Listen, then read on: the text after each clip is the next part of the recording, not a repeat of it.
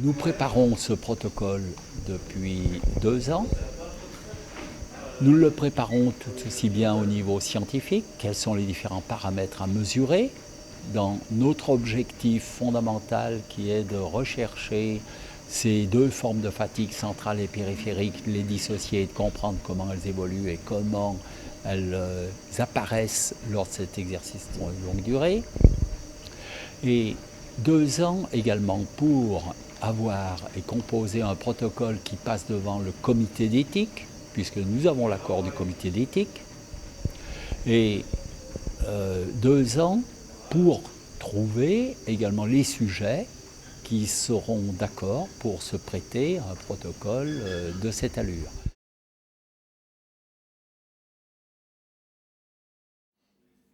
Dans un premier temps, on fait un rasage sur la zone où il y aura la sepsie et sans... Ok. Bon, Jean-Pierre, Donc dans le cadre de cette étude sur la fatigue musculaire, il va y avoir différentes parties, différentes étapes dans l'analyse, et notamment une étape de l'analyse de la fatigue à proprement dit musculaire et non pas nerveuse ou centrale cognitive. Pour ce qui est de l'analyse musculaire, nous avons donc recours à des prélèvements que nous effectuons avant l'épreuve de course de 24 heures, puis un prélèvement qui succédera à la course de 24 heures. Dans les deux cas, ces prélèvements vont se passer de la même façon, c'est-à-dire après une anesthésie locale de la peau et de l'enveloppe du muscle, en regard du muscle que nous prélevons, à savoir celui de la cuisse, à gauche pour commencer, puis de la cuisse droite pour la deuxième biopsie post-exercice. Nous faisons donc une anesthésie locale qui permettra une incision sans douleur, une incision qui va être d'environ 1 cm, voire même un peu moins, 7 mm à 1 cm, jusqu'à ce muscle. Ensuite, par le biais de cette incision, nous passons une petite canule pour vérifier que le cheminement jusqu'au muscle est suffisant, puis nous pourrons ensuite insérer la pince, une petite pince crocodile au bord acéré, qui nous permet de sectionner un petit prélèvement de muscle, quelques faisceaux, qui au total vont à peu près correspondre à 100 mg de tissu musculaire. Ces 100 mg de tissu musculaire sont ensuite conditionnés en fonction des analyses que nous aurons à réaliser sur ce tissu. Tout d'abord, nous vérifierons la typologie des fibres musculaires, puisque dans le muscle, certaines fibres sont plutôt dévolues à un exercice de type endurant, donc travaillant avec l'oxygène ambiant que le sujet respire. Et ce sont des fibres donc, qui vont pouvoir permettre ce type d'exercice ultra-endurant, avec un stockage de carburant de type plutôt lipidique, et qui permettra donc cette autonomie dans la durée. Et puis il y a d'autres fibres qui sont plutôt de type, on va dire, glycolytique, à savoir des fibres dites rapides, moins nombreuses sur ce type de sujet. J'ai amené 2-3 bouteilles là, pour après. T'as vu le sauce que j'ai formé sur le tapis là? Non.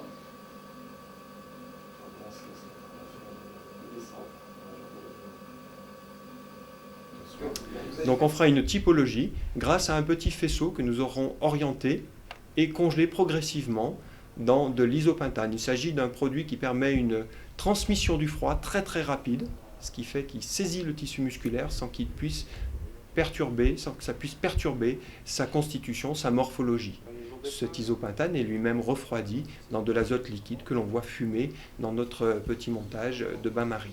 D'autres faisceaux seront également exploités. Certains seront isolés dans certains tampons qui nous permettront une analyse ultrastructurale, vraiment pour descendre dans l'intimité des fibres musculaires et aller vérifier si celles-ci ont, à l'issue de l'exercice notamment, subit des modifications liées à la contrainte mécanique de l'exercice, autrement dit, s'il y a eu des micro-traumatismes sur ces fibres musculaires. Et si les structures qu'on appelle les sarcomères, qui sont les unités contractiles les plus petites que l'on puisse envisager dans le tissu musculaire, si ces sarcomères ont été perturbés dans leur organisation architecturale intime.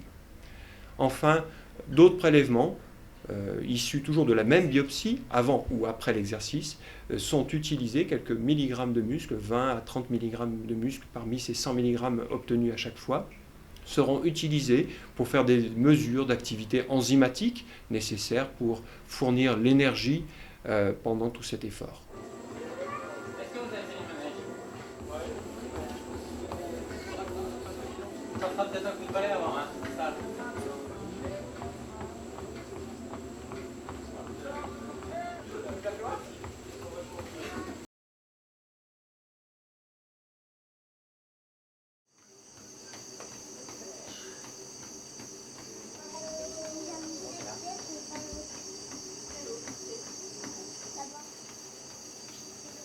On mesure les fractions de gaz expirées lors de l'effort.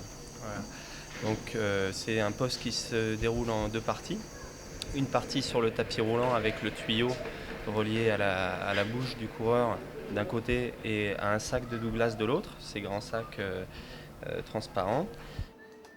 Et donc une fois qu'on a recueilli et fermé hermétiquement les sacs, on vient sur ce genre de machine qui est un gaz analyseur et qui nous renseigne sur la fraction de gaz contenue dans un certain volume d'air. On connaît, grâce à ces machines, la fraction de gaz expirée dans les sacs et ça nous renseigne très précisément sur l'état physiologique. Alors qu'est-ce que ça veut dire l'état physiologique? Ça veut dire par exemple quel substrat ils utilisent lors de la course. Substrats qui sont glucides, lipides. On s'aperçoit notamment qu'ils partent donc dans les premières heures beaucoup plus sur un régime de combustion et de production d'énergie. Donc on se situe avec des QR, quotient respiratoire, de l'ordre de 0,95 à 1 dans les premières portions de course, qui nous renseignent donc sur la nature du substrat majoritairement glucidique.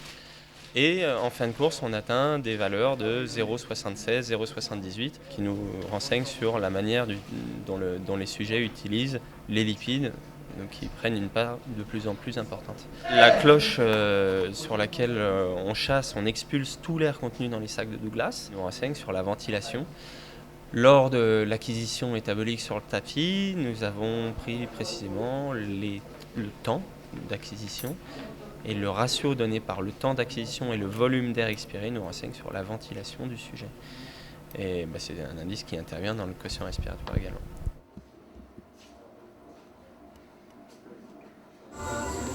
De la vitamine, beaucoup de vitamines. Beaucoup de vitamines.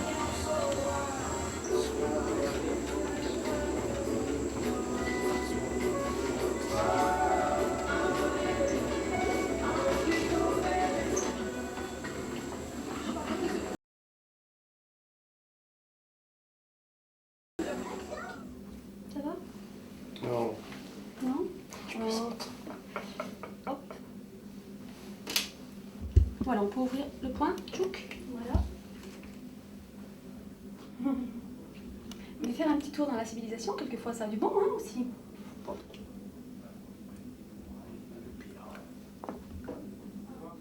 Ça va toujours? La veine n'a pas éclaté, tout va bien. Tout va bien. Tout va bien. De toute façon, je m'en fous, c'est pas avec les bras que je cours. Ça, il faut se méfier ici.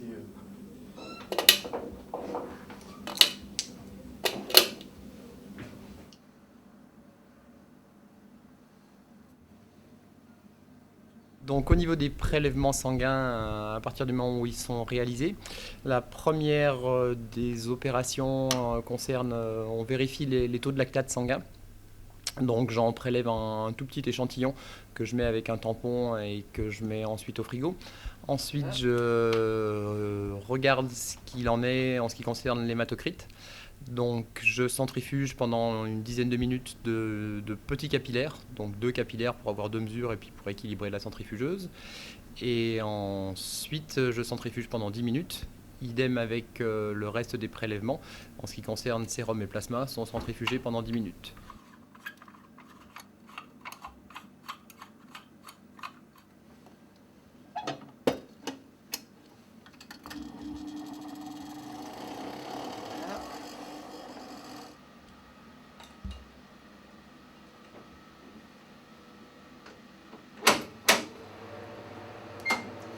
Voilà.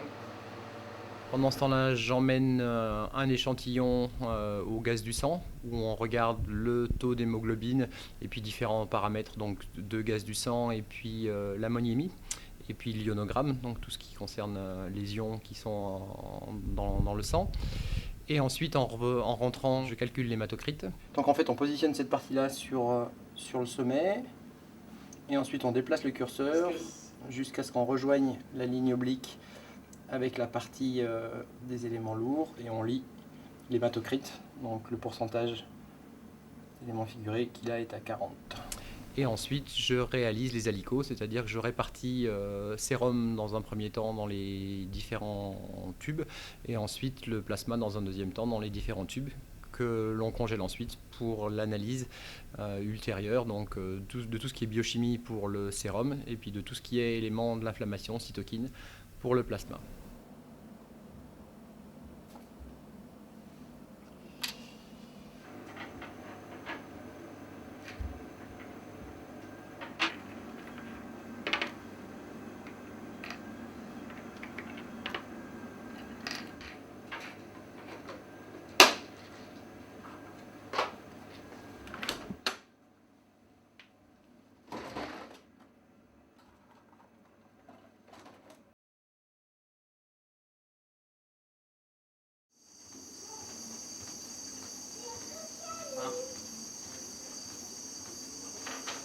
Donc ils auront un test psychologique pendant qu'ils sont en train de courir.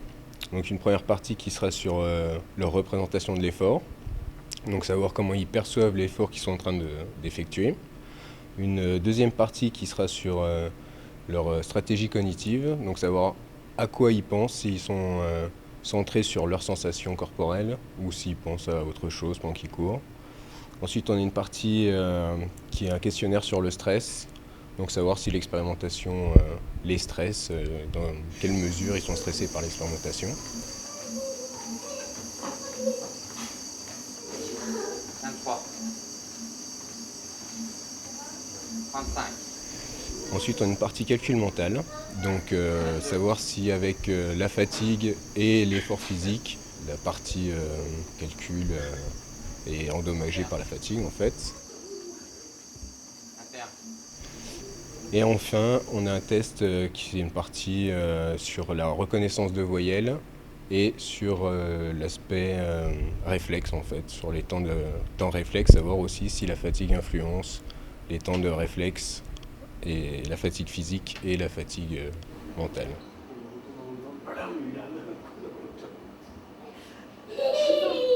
T'as demandé aux autres ce qu'ils ont fait ou ce qu'ils allaient faire? Non, pas du tout. Tu pouvais plus accepter cette expérimentation alors On a une dernière partie qui se passe là-bas, qui sera sur les émotions, les sentiments qu'ont les coureurs pendant qu'ils courent. Donc savoir de quelle manière ça influence leur performance et la course. Et un autre questionnaire qui porte sur la manière dont ils pensent et ce qu'ils ressentent pendant qu'ils sont en train de courir en fait.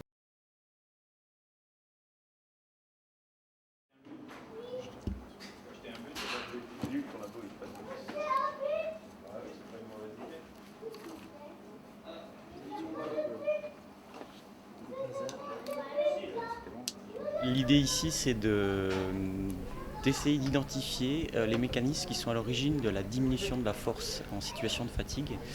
Et d'une façon générale, on peut distinguer deux grands types de facteurs qui sont responsables de cette diminution de force.